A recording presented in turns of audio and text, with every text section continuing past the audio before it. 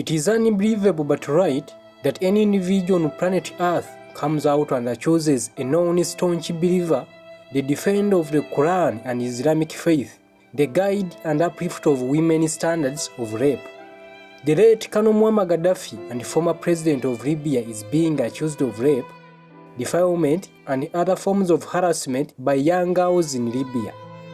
The horrifying tales of young girls accusing Gaddafi of raping them are contained in the book titled The Story of a Young Woman and the Abuses of Power in Libya, authored by Annick Cogin. This book was published in 2013. Annick Cogin is a French journalist who by the time of filing these stories had been assigned by Le Monde newspaper to investigate the role of women in Libya's revolution that saw Gaddafi pushed out of power and killed in 2011. The paper is also based in France. In many instances, victims offered one name and in other instances were given different names that are not theirs. This was intended to protect and hide their identities. His targets were mainly virgin girls. My name is Mtawe Dan Bosco. Let's dive into their stories. The writer met Soraya, the first victim of rape, on 29th October 2011 after the killing of Gaddafi. Cogin, a journalist, was performing her professional work as a journalist. She had been assigned by Le Monde, a France-based newspaper, to investigate the role of women in Libya's revolution that had taken Gaddafi. Cogin had got done with her original assignment and was yet to leave Libya for her home country France the next day on 30th October 2011. She was only prompted to step by the news of rapes done by Gaddafi and his troops that she picked interest in investigating too. One time, the International Criminal Court also picked interest in investigating the same rape allegations in Libya that it launched an investigation but failed on account of terrible difficulties encountered by lawyers in trying to get the victims.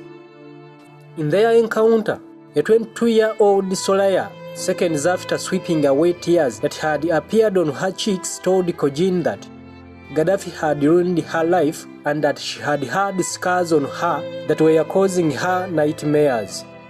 She also told the journalist that she was merely appeased by Gaddafi's death, though she preferred to see him arraigned before the international court accounting for crimes he committed. But why did she harbor all this anger? Well, the reason is that Muammar Gaddafi, the powerful man that ruled Libya for 42 years, raped, assaulted, beat and robbed her of her virginity. Gaddafi denied her a reputable future and her youth. Soraya's suffering started in 2014 when the guide decided to visit her school in Sati. Gaddafi was addressed as the guide of the nation, a name that carries great respect and honor. The news for his visit to her school was delivered to students by the principal of the school. As the principal demanded, Soraya appeared the next day smartly dressed. Soraya was chosen along with a few other girls to present flowers to Gaddafi on the function. Appeased by the opportunity, Soraya never knew that this was a move to surrender her to the jaws of a crocodile. They were then quickly ordered to get dressed in Libyan traditional dresses readily provided by the school. They were being prepared to welcome the guide at the forefront. The long-awaited moment finally arrived. The guide had come. Soraya, as earlier briefed, moved closer to the guide with a bouquet of flowers. She held out a flower, picked the guide's free hand in hers, kissed it as she bowed down. Gaddafi retaliated by squeezing her palm softly, threw a cold look on her running from top to bottom, pressed her shoulder, pressed his hand on her head and finally patted her hair. This was a signal to his bodyguards that he had liked Soraya. Remember, she was only 15 years by then. After the function, filled with joy, she ran back to her mother's saloon to tell her about what had just happened. To her sad note, the mother was just fairly pleased by the news and her brother was totally unhappy with the same news. The mother had already detected danger ahead. A day after the function, while at her mother's saloon, 3 ladies stormed the saloon with one clad in army fatigue, specifically for Gaddafi's bodyguards, and with a gun on her belt. The other two women were dressed in traditional dresses.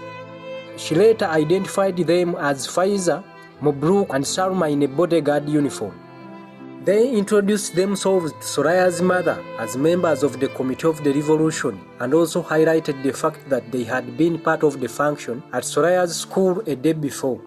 They also revealed the fact that they had been pleased by the manner Soraya conducted herself and the way she looked in traditional wear during the recent function. They then asked that the same girl presents another bouquet of flowers to Gaddafi on another function that had been scheduled for that very day. Mom had many customers that day and Soraya was helping her here and there. She was initially reluctant for this case but later gave in because she had no other option. Soraya then boarded a car along with the three ladies that was driven at a terrible speed. Two cars shortly surfaced trailing their car, which stirred some fear in Soraya. The car drove her out of Sat, her seat of residence, to Sidada, where she noticed some sort of an encampment in which there were tents, more cars, and a luxury camper van. She was told to enter the camper van, inside which she found Gaddafi seated on a chair holding a remote control. Grabbed by nervousness, she picked his hand, made an attempt to kiss it, but Gaddafi reluctantly moved it away. Silence continued for a while, Soraya now confused. Gaddafi called out Faiza and Salma, who upon their arrival ordered them to get Soraya ready and moved out of the room. What did he mean by getting her ready? Soraya was moved onto a bench placed in a corner in an environment organized as a living room. Mobruka, who was speaking on phone, later hung off and revealed to her that she wanted to take her measurements to get her clothes. After taking her measurements, she was abandoned in the corner for some time alone. Mobruka, who later surfaced, silently held her by hand to the corner lab where she had her blood taken by a nurse. She was then dragged into a bathroom where she had her arms, legs and pubic hair shaved using a cream. A hygienic process passed through by anyone before meeting the guide is what was running through her mind at that moment. Was she right to think like that? She was then wrapped into a robe and sent back in the living room. Mobruka and Salma came to her shortly and told her how they wanted to dress her up so that she can go and meet the guide. They meant meeting Gaddafi. She was handed a gift ring which she had just seen for her first time, a shiny dress with a slit at the sides and a low cut at the neck and back.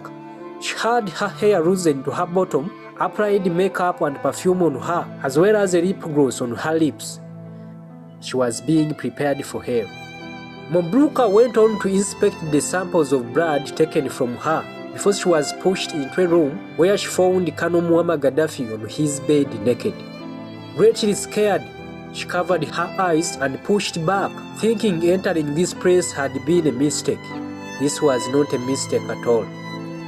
Mobruka portrayed an unrelenting expression as Soraya sank in panic, trying to run out of the room. She just ordered her back. Gaddafi then grabbed her hand, forcing her to sit down on the bed beside him. She kept her eyes away from him. Gaddafi consequently addressed her as a whore, ordering her to face him. Whore means a prostitute.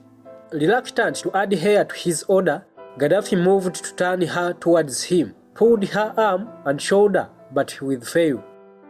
He then switched to moving her head towards him by pulling her hair, but she kept her body stiff. He then resorted to softer methods, assuring her how he is her papa, a brother, but revealed he would soon become a lover. Gaddafi then moved his face towards hers and started kissing her neck and cheeks. He moved to embrace her but moved away, approached her, pulled her arm which she pushed away as she was crying. A fight followed as he tried to force her lie down. Gaddafi started grumbling and Mobruka appeared in a minute. The guide shouted at Mobruka upon her arrival, informing her how Soraya had refused to adhere to his desires. He then ordered her to teach and educate Soraya and soon bring her back to him. Soraya was pulled into a lab and quizzed about disobeying Gaddafi as the guide moved into a bathroom near his bedroom. Soraya insisted on going back home to see her mother, and Mabruka ended up slapping her across her face. She then issued threats to her shouldn't she adhere to Muammar's requests. Mabruka told her how she had to listen to everyone that the guide tells her and Mabruka herself. She then disappeared, leaving Soraya alone in the room, confused, disorganized, and crying. She eventually fell asleep, only to be woken up the next morning at around 3 a.m. by Mabruka, giving her a jogging costume. Soraya thought it was time for going back home, which was not true. She was only being prepared for hell. As she was taking tea along with a cookie, she saw lots of girls and soldiers' uniforms in and out of the place she was in.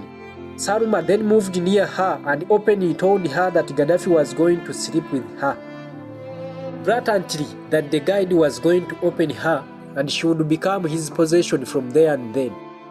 She would not leave the place and had no any other option other than accepting. She cried and lay motionlessly, wondering what wrong she had committed.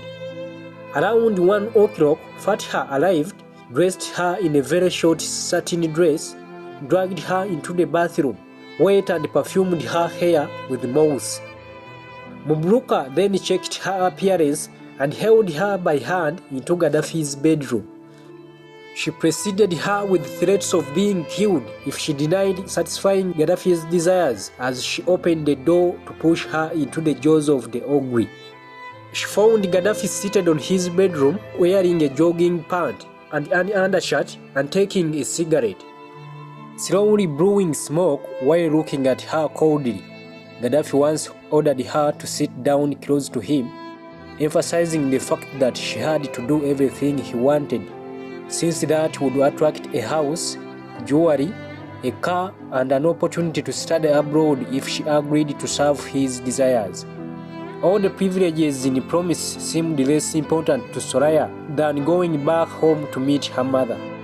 She again expressed her desire of going back home amidst Gaddafi's alluring request. Shouting at the top of his voice, Gaddafi openly told her to forget everything about going home and that she was going to stay with him. He then grabbed her by hand onto his bed, attempted to undress her, pulled her hands apart and flung her onto the bed amidst resistance. Mabruka came in the second. Soraya also discovered that Gaddafi had a bell near his bed that he used to call people like Mabruka. The guide again fumed at Mabruka, blaming her of not preparing the girl very well.